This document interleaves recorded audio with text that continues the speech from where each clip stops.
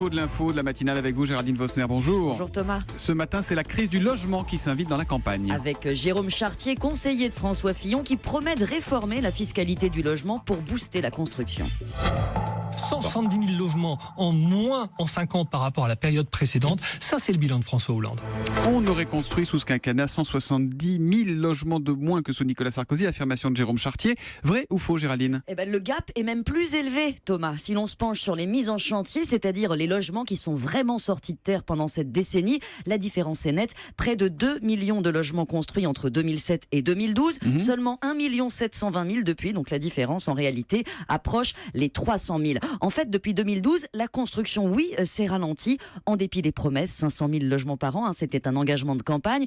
En dépit des mesures, le seuil de 25% de logements sociaux imposé aux grandes villes, seuls 360 000 logements par an sont sortis de terre, alors qu'il en aurait fallu 420 000 pour maintenir l'existant. Ce qui explique, Thomas, les tensions incessantes sur le marché du logement. Les jeunes les plus précaires n'arrivent pas à louer, alors que les prix ont stagné globalement. Alors, c'est donc un vrai pour Jérôme Chartier. Mais qu'est-ce qui a coincé alors ? Parce que des plans, il y en a eu pour le logement social, la loi sur l'encadrement des loyers, etc.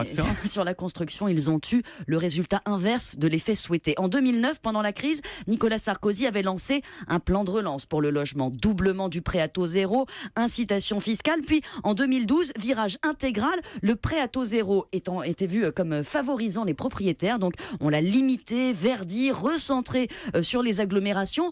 Or, ce que le gouvernement n'a pas vu, c'est que ce prêt à taux zéro, il bénéficiait aux primo-accédants, à ces gens en province, en zone rurale, où si on veut se loger, faut construire, on n'a pas le choix. Ouais. Le nombre de prêts accordés a plongé de 45% jusqu'à ce que Manuel Valls comprenne en 2015 qu'il y avait un problème. Ces prêts à nouveau ont été étendus, les allègements fiscaux ont aussi refait surface. Bref, la construction repart depuis 2 ans, mais on n'a pas atteint les niveaux qui étaient atteints sous Nicolas Sarkozy. Voilà pour le vrai faux de l'info de Géraldine Vosner. Merci, à demain Géraldine.